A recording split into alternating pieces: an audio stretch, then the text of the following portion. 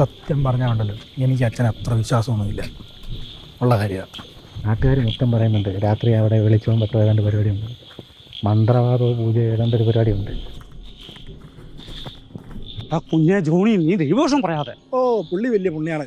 പുള്ളി പണ്ട് നടവകയിൽ മന്ത്രവാദം പരിപാടിയൊക്കെ ഉണ്ടായിരുന്നു നാട്ടുകാർ പറയും. എടാ ഇത് നാട്ടുകാർ പറഞ്ഞ കഥയാ, അങ്ങനെ അങ്ങനൊന്നും അല്ല.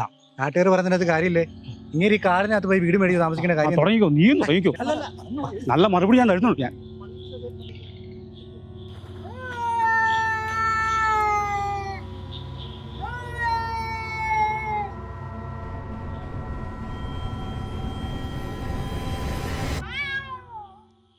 എടാ ഊണി പേടിപ്പിക്കാടാ. ഓരോ കഴിവുകൾ ഓരോ പരിപാടിയായിട്ട്. ചേട്ടായി പോകല്ലേ, ഞങ്ങളും വരുന്നത്.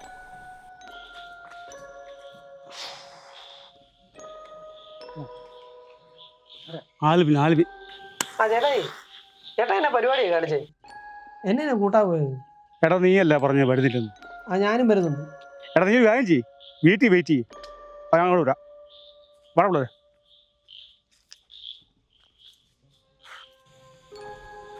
ഈ കാട്ടിലൊക്കെ വന്ന് ആരെങ്കിലും താമസിക്കും.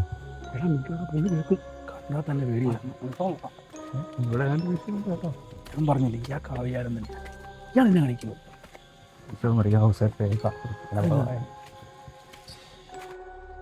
അച്ചോ എന്നുള്ളൂ അച്ചോ.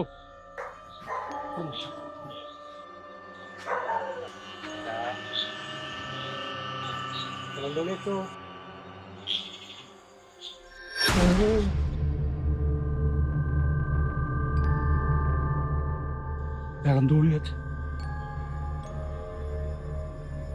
അച്ചോ, അനുമതി അടുത്തേക്ക് വയ്യ, 5 ദിവസം കൊടുക്കണം. അച്ഛനൊന്ന് പറഞ്ഞു.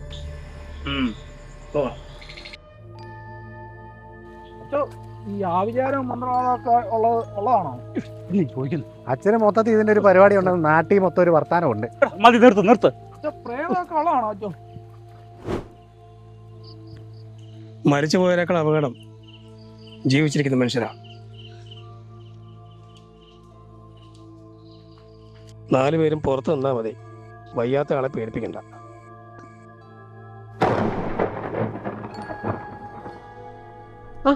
ചേട്ടായി അച്ഛനെന്തി? അച്ഛനകത്തോട് കയറി. എപ്പം കണ്ടില്ലേ? ഇല്ല. എപ്പം?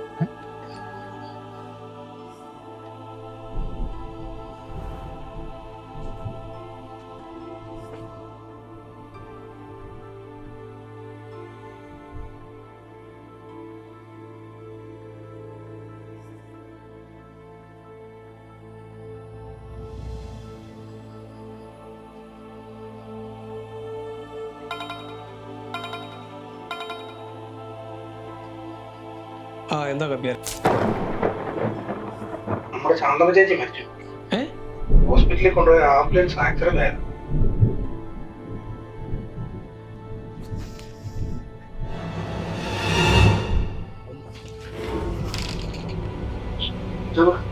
അത് 4 പേരും കൂടെ ഉണ്ടായിരുന്നു, അവരും മരിച്ചു.